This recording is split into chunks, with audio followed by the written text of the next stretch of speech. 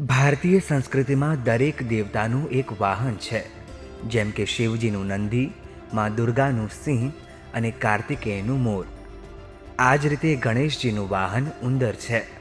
પણ શું તમને એ ખ્યાલ છે કે આ ઉંદર એક અસુર છે જે ગણેશજીનો સેવક અને તેમનું વાહન બન્યો?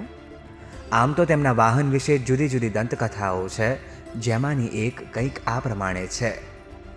એક સમયે એક અસુર પોતાના તપોબળના કારણે ખૂબ જ શક્તિશાળી બની ગયો. પોતાની શક્તિના ઘમંડમાં તે નિર્દોષ જીવોને હેરાન કરવા લાગ્યો.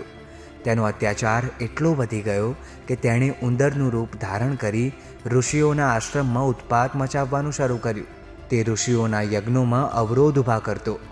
ઋષિઓ તેનાથી ખૂબ જ પરેશાન થઈ ગયા અને અસુરના અત્યાચારમાંથી મુક્તિ મેળવવા ભગવાન ભોળાનાથ પાસે મદદ માંગી. ભોળાનાથે ઋષિઓની પીડા સાંભળી તેમને આશ્વાસન આપ્યું. તેમણે ગણેશજીને બોલાવી આ અસુરને કાબૂમાં લાવવા માટે કહ્યું. ગણેશજી ઋષિઓ સાથે તેમના આશ્રમમાં ગયા અને તેમની રક્ષા કરવા લાગ્યા. જ્યારે અસુરે ફરીથી ઉંદરનું રૂપ લઈ ઉત્પાત મચાવવાનો પ્રયાસ કર્યો, ત્યારે ગણેશજી અને ઉંદરરૂપી અસુર વચ્ચે ભયંકર યુદ્ધ થયું. અસુર પોતાના તપોબળના કારણે ગણેશજી સામે ટકી રહ્યો, પરંતુ જ્યારે ગણેશજીએ પોતાની દિવ્ય શક્તિ અને પાશ વડે તેને પકડ્યો, ત્યારે અસુર છૂટી શક્યો નહીં. પાશમાં બંધાયેલા અસુરે પોતાની હાર સ્વીકારી અને ગણેશજી પાસે દયાની ભીખ માંગી.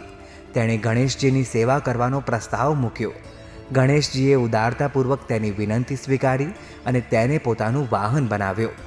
ગણેશજીએ તેને આશીર્વાદ આપ્યા કે સવારી કરતી વખતે તેને ગણેશજીના વજનનો પણ ભાર નહીં લાગે.